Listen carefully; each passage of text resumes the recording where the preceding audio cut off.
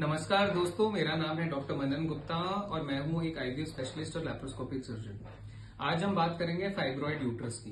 क्या होता है फाइब्रॉइड यूट्रस, इसके साइंस एंड सिम्टम्स क्या होते हैं, इसमें इन्वेस्टिगेशंस क्या करते हैं और इसका ट्रीटमेंट क्या होता है।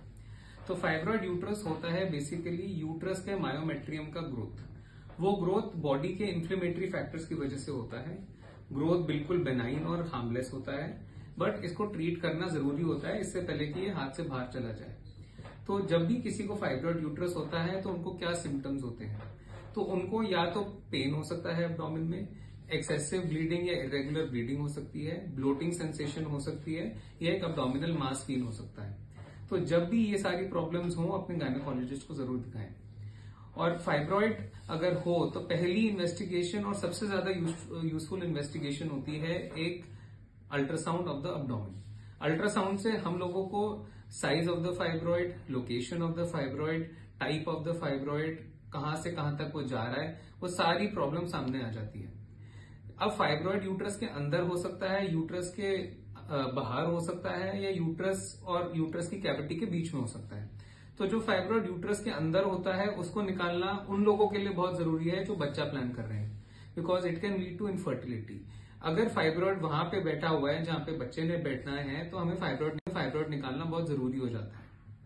अगर फाइब्रॉइड यूट्रस के बाहर है बट उसका कोई भी सिम्टम नहीं है तो हम फाइब्रॉइड को एज इट इज छोड़ सकते हैं। अगर फाइब्रॉइड ऐसी जगह है जहां पे वो ब्लीडिंग कॉज कर रहा है तो भी उसको निकालना जरूरी पड़ जाता है। तो फाइब्रॉइड का ट्रीटमेंट क्या होगा ये एक अल्ट्रासाउंड करके डिटेल्ड रिपोर्ट के बाद ही डिसाइड हो सकता है। अब फाइब्रॉइड का ट्रीटमेंट या तो कंजर्वेटिव मैनेजमेंट हो सकता है, या मेडिकल ट्रीटमेंट हो सकता है, या सर्जिकल ट्रीटमेंट हो सकता है। कंजर्वेटिव मैनेजमेंट मतलब कि हर 6-6 महीने में अल्ट्रासाउंड कराना, फाइब्रॉइड के साइज को ऑब्जर्व करना और कंजर्वेटिव मेजर्स यानी कि वेट रिडक्शन और एक्सरसाइज करना। मेडिकल मैनेजमेंट पे हम अलग अलग टाइप के ड्रग्स देते हैं। उसके एक स्पेसिफिक क्राइटेरिया होते हैं कि यानी कि अगर फाइब्रॉइड 5 सेंटीमीटर से छोटा है और कपल बच्चा प्लान नहीं कर रहे हैं तो कुछ ड्रग्स होते हैं जैसे कि यूलिप्रिस्टिल और जीएनआरएच एगोनिस्ट यानी कि ल्यूप्राइड, जो कि दिए जा सकते हैं फाइब्रॉइड के ट्रीटमेंट के लिए। 30 to 40% फाइब्रॉइड इनसे रिस्पॉन्ड करते हैं और समय के साथ साइज इनका कम हो जाता है।